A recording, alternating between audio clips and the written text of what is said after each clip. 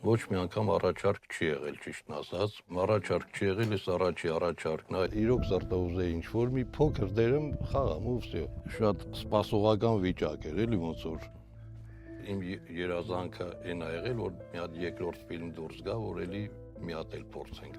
Ամբողջ ժամանակը իմ մեջ մտածեի, էլի կարամ կամ չեմ կարալ, կստացվի կամ չի ստացվի։ Իսկ ինչ զգացողություն ունեցաք, երբ ավելի քան 40 տարի անց նորից ֆիլմի տեսախցիկի առաջ էիք։ Զգացողությունները շատ մեծ էր, Ռուբեն ջան։ Հիշեցին ամեն վայրկյանները այն Գիգոր կինոյի ու հիմա էլ որ դուք հրավիրեցիք, շատ շնորհակալ եմ ապրեք, որ դուք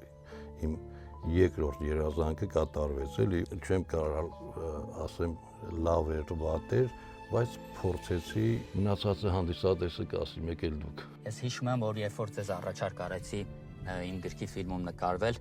դուք շատ լարվեցիք, մտածեցիք այսքան տարի անց կարող է լավ չստացվի, բայց դուք որպես կերպար հայացքի համար մանկության մի մասնիկ եք։ Հենց սերնդի համար ում շրջանում Գիգորը դուրս ա եկել, ես վստահ եմ այդ տարիքի լիքը մարդ գնացել հենց կինոթատրոնում ա նայել։ Հիմա ձեր մասնակցությամբ նոր ֆիլմը Թունելից 13 կիլոմետր հեռավորության վրան արդեն ցուցադրվում է Երևանի եւ մարզերի բոլոր կինոթատրոններում։ Մարդիկ գալիս են ու ձեզ նորից տեսնում։ Շատ երկար եմ սպասել այս պահին ու կուզեմ որ գաք բոլորը տեսնենք ստացվել է թե չէ։